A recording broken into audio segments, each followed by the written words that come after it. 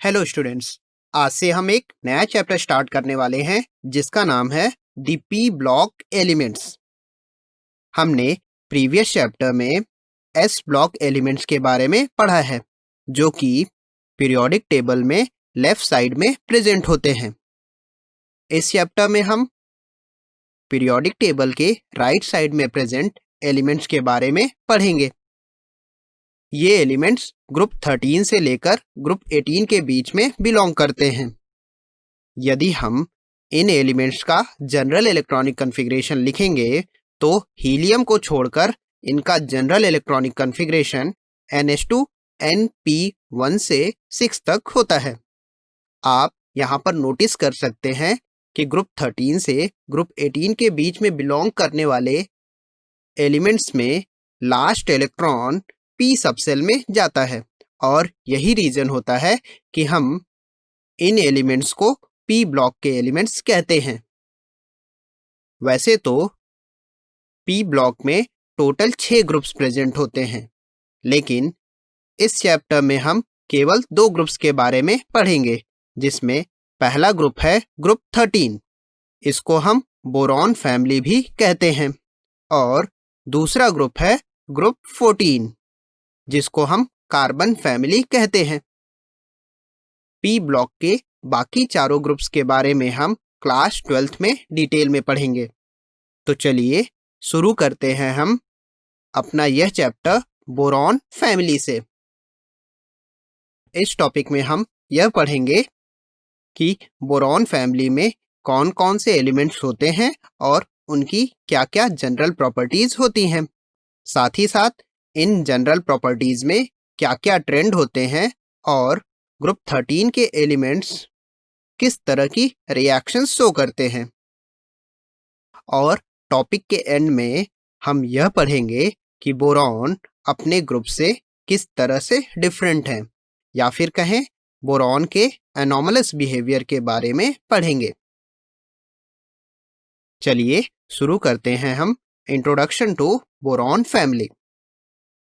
Boron family में ये 6 elements होते हैं, जिसमें सबसे पहला एलिमेंट होता है बोरॉन और सबसे लास्ट एलिमेंट होता है निहोनियम, जो कि एक सिंथेटिकली प्रिपेयर्ड एलिमेंट होता है। यदि हम इस ग्रुप के एलिमेंट्स का जनरल इलेक्ट्रॉनिक कॉन्फ़िगरेशन देखें तो यह होता है NH2 NP1, और इसीलिए यह ग्रुप p ब्लॉक का सबसे पहला ग्रुप होता है। इस ग्रुप में बोरॉन काफ़ी रेयर एलिमेंट होता है। यह हमें अर्थोबोरिक एसिड, बोरैक्स या फिर करनाइट के फॉर्म में मिलता है। यदि हम बोरॉन की इंडिया में प्रेजेंस की बात करें तो यह हमें बोरैक्स के फॉर्म में पुगा वैली और सांबर लेक में मिलता है। यदि हम इस ग्रुप के दूसरे एलिमेंट की बात करें तो एल्युमिनियम अर्थ क्रस्ट पर मिलने वाला मोस्ट अबंडेंट मेटल और थर्ड मोस्ट अबंडेंट एलिमेंट है।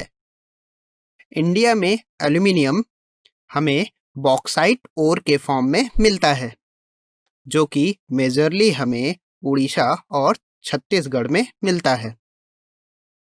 चलिए अब हम एक एक करके इस ग्रुप के सारे एलिमेंट्स के इलेक्ट्रॉनिक कॉन्फ़िगरेशन को देखते हैं।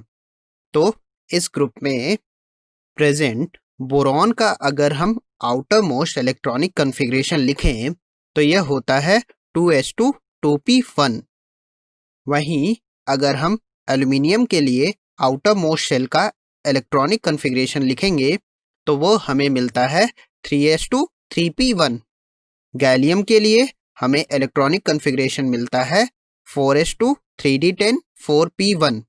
आप यहाँ पर देख सकते हैं कि 4s भरने के बाद इलेक्ट्रॉन्स 3d सबसेल में भरे गए हैं, और हम यह जानते हैं कि 3d सबसेल की स्क्रीनिंग बहुत ही पुअर होती है, जिसके कारण वैलेंस सेल पर जेड इफेक्टिव बहुत ही ज़्यादा बढ़ जाता है और इनकी प्रॉपर्टीज़ में थोड़े डिफरेंस आ जाते हैं।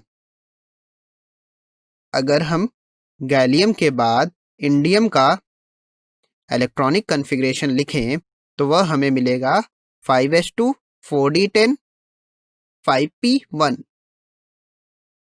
यहाँ पर भी डी सबसेल प्रेजेंट है, जिसके कारण इंडियम के प्रॉपर्टीज में भी कुछ कुछ चेंजेस होते हैं। यदि हम थैलियम के इलेक्ट्रॉनिक कॉन्फ़िगरेशन की बात करें तो यह होता है 6s2 4f14 5d10 6p1। आप यहाँ पर देख सकते हैं कि थैलियम में 5d सबसेल के इलेक्ट्रॉन्स के साथ साथ 4f सबसेल के भी इलेक्ट्रॉन्स प्रेजेंट हैं।